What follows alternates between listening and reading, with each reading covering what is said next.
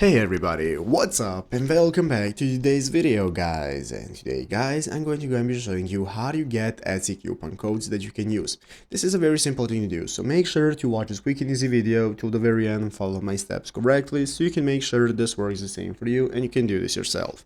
But yeah guys, so let's get straight into it. So first things first, we're going to go and be opening up the official Etsy website right here, etsy.com, if you have not already.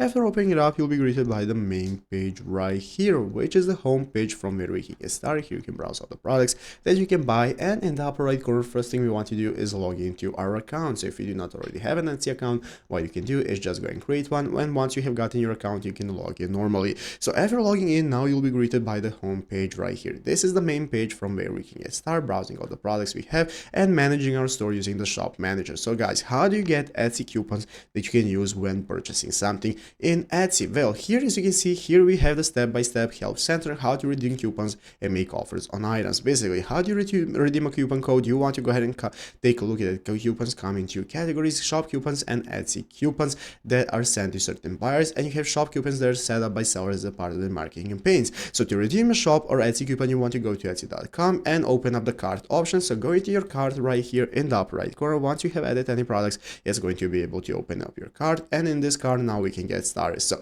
as you can see, you can scroll down and select apply coupon code, and then you can type or paste the code that you have gotten in the box. So here we have the option that says apply coupon code, and you can enter in the code. But if you want to find the codes that you can use, sometimes the sellers are not providing any codes. There are no general codes that are usable for every store, so you have to know the code that the seller has put into their store so that you'll be able to input it for a discount. If you know the code, you can use it this way. If not, you can go ahead and try to find some codes directly on Google or from the seller themselves to get a discount, and it's easy as that. So I hope this video was helpful. If it was, make sure to leave a like and subscribe to the channel. So guys, thanks for watching, take care, and bye.